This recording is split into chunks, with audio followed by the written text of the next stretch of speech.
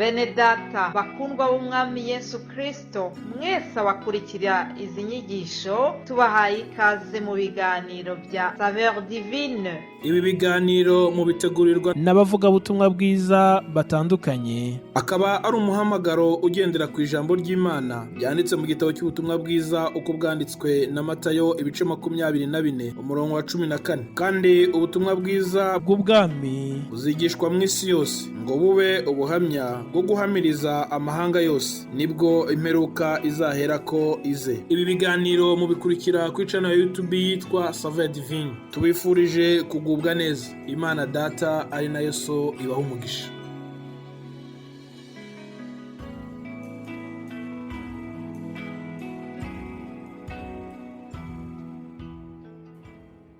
Yesu ashimwe bakundwa nshuti z'umusaraba, bene data abakurikira ikiganiro cya Saveur Divine, mwese ndabaramukije mu izina rya Yesu Kristo, umwami n'umukiza wacu.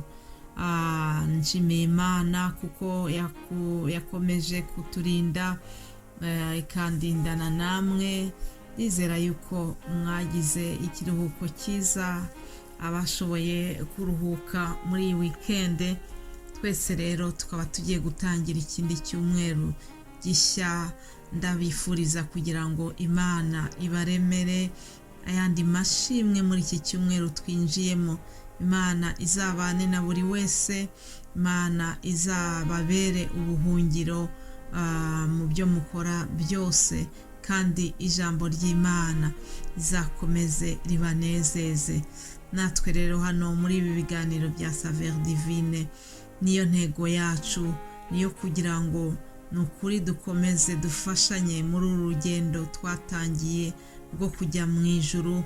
Kandi ikindi twifuza nuko n'abataramenya Yesu Kristo bamumenya, bakamwakira nk'umwami n'umukiza wabo.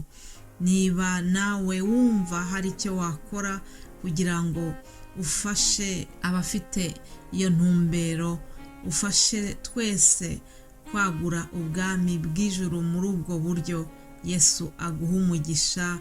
Rero nukuri ndabifuriza kugira ngo twese dukomeze dutahirize uyu mugozi umwe, ni ukuvuga umugozi wa Kristo, kandi dukomeze twagure ubwami bw'ijuru dusangiza abandi aya magambo twumva. Nukuri Imana izaduhemba twese, ari uwateguye ubutumwa akabubagezaho, ari n'uwabwumvise akabusangiza abandi. Twese tuzagabana umugabane umwe, kandi ndagira ngo mbabwire yuko Data wo mu ijuru ahemba neza. Alleluya! Azaduhemba haba muri iyi si ndetse no mu ijuru, atubikiye ubugingo buhoraho. Nuko rero dukomeze tumwizere, kuko ibyo yadusezeranyije byanze bikunze azabikora. Nuwo kwizerwa. Imana ishimwe. Ndashimira Imana kuko ikomeje kubungabunga uyu murimo wayo. Ndayishimira kuko ikomeje kumpa imbaraga zo kugira ngo nkore igikorwa yampamagariye muri iyi ministeri ya Saveur Divine. Rero ndayishimira kandi ku bwa mwebwe mwese, ndayishimira kubwo abadushyigikira, abatwifuriza iterambere muri uyu murimo. Mwese Imana ibaha umugisha aho muherereye. Ndashimira Yesu kuko akomeje kwagura kino gikorwa. Ndayimushimira kubwo abakozi b'Imana bashyashya binjiye muri uyu murimo. Imana ikomeze ibaha umugisha mwese abakorera Imana binyuze muri iki kiganiro. Birashoboka ko hariho ababa bumvise ibi biganiro ari ubwa mbere babikurikiye, bakaba bibaza ngo mbese aba ni bande, iki kiganiro se kigamije iki? Nagiraga ngo nongere basobanurire abo turi bo. Saveur Divine ni ikiganiro gihita kuva kuwa mbere kugeza kuwa gatanu, hanyuma akaba ari umuhamagaro Imana yanyujije muri njyewe ubavugisha Immaculée Nyiraneza. Hanyuma uwo muhamagaro ukaba ugamije kwagura ubwami bw'ijuru, kuzana abantu kuri Yesu Kristo binyuze mu ijambo ry'Imana tubagezaho. Ndashimira Yesu rero yuko iki gikorwa akomeje kugihagararira neza, kandi akaba akomeje kuzana abakozi bo gukora muri uyu murimo. Hari ijambo Yesu yigeze kuvuga ngo ibisarurwa ni byinshi, ngo ariko ngo abasaruzi ni bakeya. Yesu rero ashimwe kuko akomeje kwishakira abasaruzi bo kuza gukora muri uyu murimo wa Saveur Divine. Tumuzamurire icyubahiro mbere yuko dukomeza. Yesu Kristo w'i Nazareti, wowe mwami n'umukiza wacu, uzamura icyubahiro. ngushimira kubw'uyu murimo mwiza waduhaye, ngushimira kubw'ijambo waduhaye kugira ngo ritubere urumuri. Ndagushimire mwami wanjye kubwo abakozi bawe ukomeje kwishakira kugira ngo bagure ubwami bw'Imana. Izina ryawe nirishyirwe hejuru. Turagushimiye ku bwa byose, izina ryawe nirishimwe.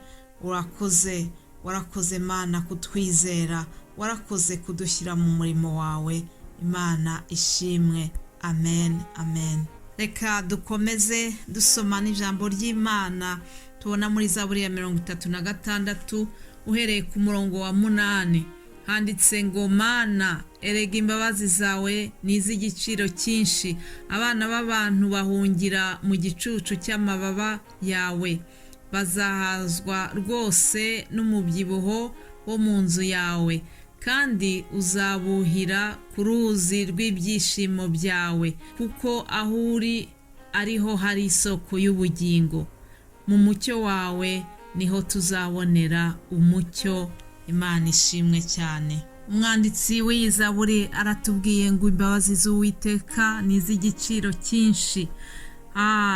Yindi Zaburi nayo 136, umwanditsi aratubwira ati nimushimire Uwiteka yuko ari mwiza, ngo kuko imbabazi ze zihoraho iteka ryose. Haleluya. Ndakwifuriza kugira ngo muri iki cyumweru dutangiye uzabone imbabazi z'Uwiteka. Uwiteka azakwiyereke mu bundi buryo budasanzwe. Hari ibyo waba umutegerejeho, hari ibyo wifuza kuva igihe kinini kirashize.